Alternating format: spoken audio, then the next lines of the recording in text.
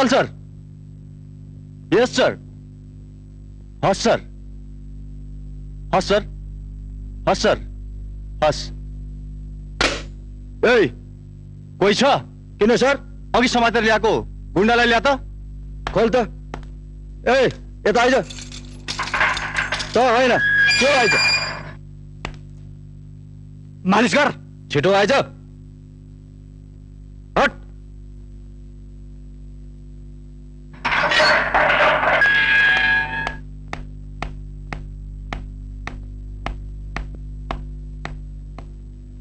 ल्याए सब। ला यसमा सही गर।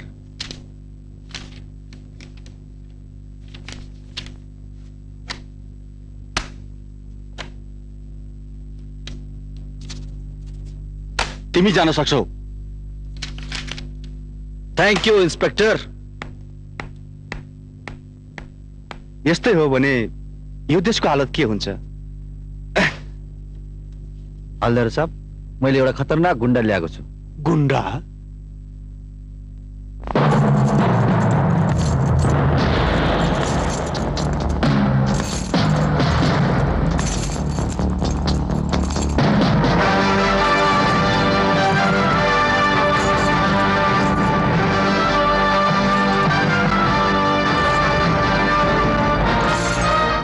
शहर को खतरनाक गुंडा।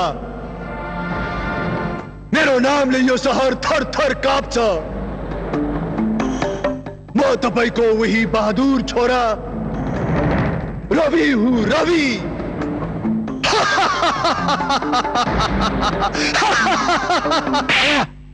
रणबहादुर, यो सब के हो? अफिसमा बसेर यस्तो चाला? गल्ती भयो सर, मलाई माफ गर्नु सर।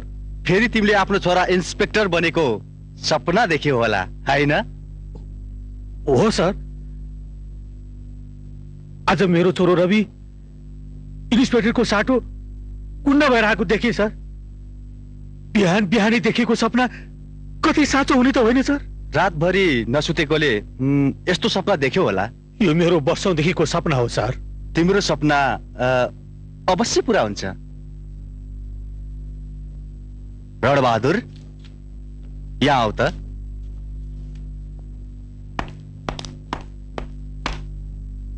तिमीले तिम्रो छोरालाई इन्सपेक्टर बनाउनको लागि दिएको निवेदन स्वीकृति भएर आएको छ।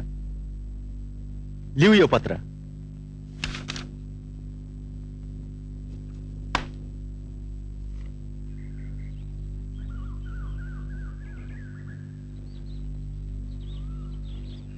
हाँ बाबा,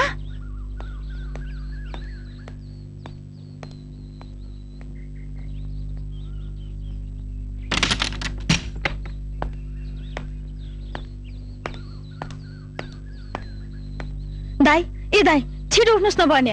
अहिले बाबा आउनुभयो भने तपाईले त गाली खानुहुन्छ, मलाई पनि गाली खुवाउनुहुन्छ। छिटो उठ्नुस् न भने। यो पुलिसवालाहरुलाई पनि मेरो बसमा भएको भए 24 घण्टा ड्युटीमा राख्दिन्थे। बाबा भन्दै म एक्सरसाइज गरिरहेको छु, 1 घण्टा भयो भनेर। दाई बाबा त यही आउँदै हुनुहुन्छ। ए हो र, खै आउनुभयो। लाडा देखिस, हेर यसरी एक्सरसाइज गर्नुपर्छ। हेर देखिस, म एक थोपा थाकेको छैन। 1 घण्टा भइसक्यो, थाकेको छैन। 101 102। व्यायाम गर्ने बेलामा मुख बन्द राख्नुपर्छ, बोल्नु हुँदैन। आज बिहान कति बजे उठ्नुभयो तपाईँ? अञ्जली भन्दै म कति बजे उठेँ?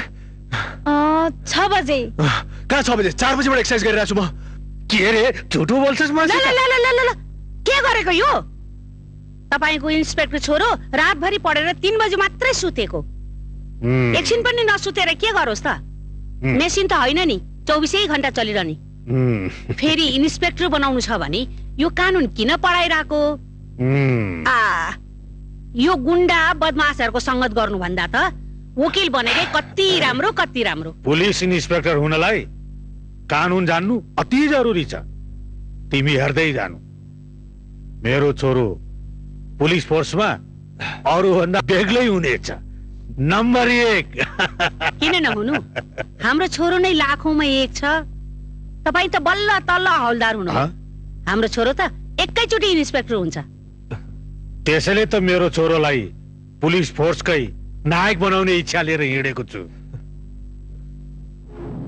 अफिस त यही जस्तो लाग्छ यो हो कि होइन फेरि यहाँ सोध्नु पर्यो एक्सक्युज मी म हिरो कान्छा मलाई यहाँ अफिसमा बोलाएको थियो तपाईको म भित्र जान सकिन इन्टरभ्यू दिन आएको ए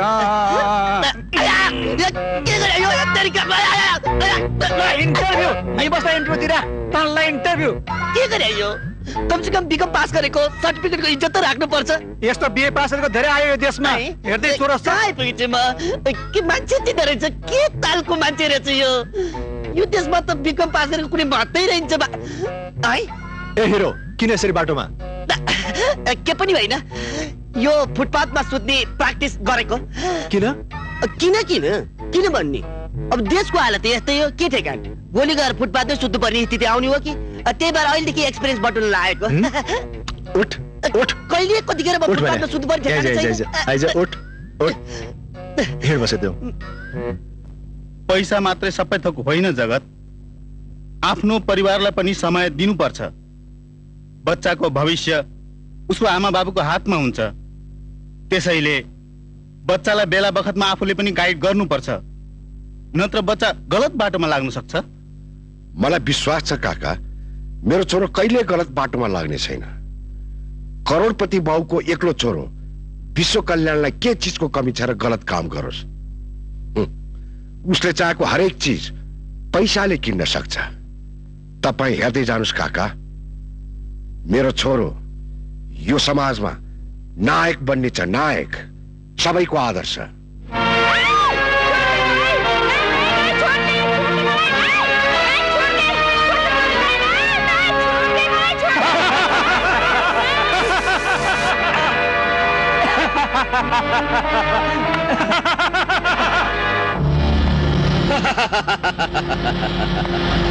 विश्व कल्याण नाम हो मेरो सबको कल्याण गर्नु काम हो मेरो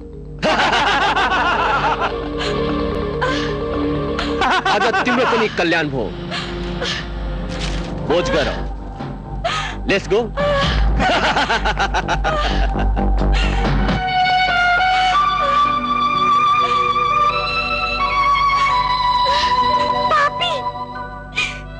जीवन बर्बाद गरिस् अब तैले कहिले सुख पाउने छैनस् कहिले सुख पाउने छैनस्